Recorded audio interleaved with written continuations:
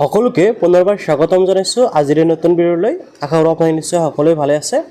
ইতিমধ্যে অসম চৰকাৰৰ তৰফৰ পৰা কিন্তু অৰুণোদয় 3.0 আঁচনিলৈ এখন জাননী জাৰি কৰিছে আৰু ইয়াৰ জৰিয়তে আপোনালোকে জানিব পাৰিব যে আপোনালোকে যিসকলকে জুন মাহত টকা লাভ কৰা নাই সেইসকলে কোনসকলে জুলাই মাহত টকা লাভ কৰিব। ইয়াৰ লগতে আপোনালোকে যিসকলে নেকি অৰুণোদয় 3.0 বাবে নতুনকৈ আবেদন কৰিছিল সেইসকলে কেতিয়াৰ পৰা টকা পোৱা আৰম্ভ কৰিব।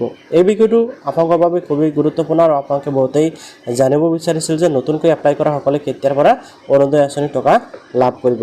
তো আপোনালোকে যদি এই বিষয়টো জানিব বিচাৰে ভিডিঅ'টো সম্পূৰ্ণকৈ চাব আৰু ভিডিঅ' ভাল পালে নিশ্চয় লাইক আৰু কৰি চেনেলটো ছাবস্ক্ৰাইব কৰিবলৈ পাহৰি নাযাব। তো প্ৰথমতে মই আপোনালোকক জনাই দিছোঁ অসম চৰকাৰৰ তৰফৰ পৰা নতুনকৈ যি তথ্য দাঙি ধৰিছে সেই বিষয়ে। তো প্ৰথমতে চাওক ফ্ৰেণ্ডসকলে ইয়াতে কোৱা হৈছে যে অৰুণোদয় 3.0 আৰু ইয়াতে হৈছে অসম জুৰি বিত্ত অন্তৰ্ভুক্তিকৰণ বৃহৎ এক পদক্ষেপ অসম চৰকাৰৰ তৰফৰ পৰা লৈছে। এতিয়া এই তলত কিছুমান তথ্য দিয়া আছে, এইসমূহ চোৱাৰ পিছত আপোনালোকে বুজি পাব যে আপোনালোকে যিসকলে অৰুণোদয় 3.0 বাবে আবেদন কৰিছিল বা নতুনকৈ আবেদন কৰিছিল সেইসকলৰ টকা কেতিয়াৰ পৰা পোৱা আৰম্ভ কৰিব। এটা চাওক 5 জুনলৈকে চিনাক্ত হোৱা সাধাৰণ হিতাধিকাৰী আছিল 13,89,000। ঠিক আছে, এটা চাওক আপোনালোকে ঠিক আছে 13,89,000।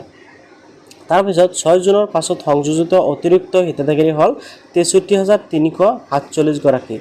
আৰু ইয়াতে আপোনালোকে এটা কথা বুজিব লাগিব যে অৰুণোদয় 1 আৰু 2ৰ জৰিয়তে 13,89,000 মানুহক অন্তৰ্ভুক্ত কৰা হৈছিল। তাৰপিছত 6 জুনৰ পিছত কিন্তু আকৌ 63,000 মানুহক ইয়াতে সংযোজন কৰা হৈছে। আৰু এই বিষয়টো আপোনালোকে সকলো নিশ্চয় জানে যে জুন মাহৰ যি টকা এই টকাটো কিন্তু 10 তাৰিখৰ সলনি 14 তাৰিখত ট্ৰেন্সফাৰ কৰিছিল।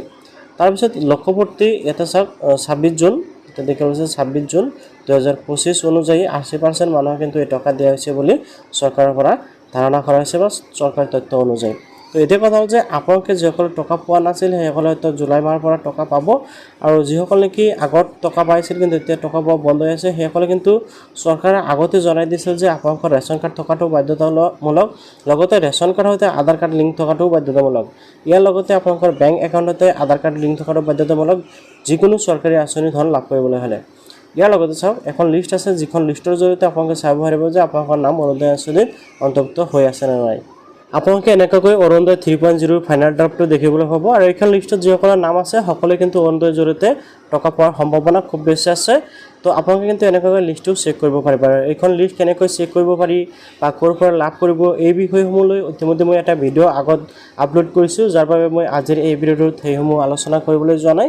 চ' আপোনালোকে যদি প্ৰয়োজন হয় তেনে ক্ষেত্ৰত আগৰ ভিডিঅ'টো চাব পাৰে, সেই ভিডিঅ' লিংক মই এই ভিডিঅ'টোৰ ডিছক্ৰিপশ্যনত দি ৰাখিম। আপোনালোকে তাৰ পৰা ভিডিঅ' চাই কিন্তু আপোনালোকে বৰ্তমান সময়ত যিখন নতুন লিষ্ট আছে সেইখন লিষ্ট চেক কৰিব পাৰিব। তো ভিডিঅ'টো ভাল পালে নিশ্চয় লাইক কৰিব আৰু চেনেলটো ছাবস্ক্ৰাইব কৰিবলৈ পাহৰি নাযাব। এনেকুৱা ইম্পৰ্টেণ্ট আপডেটসমূহ পাই থাকিব।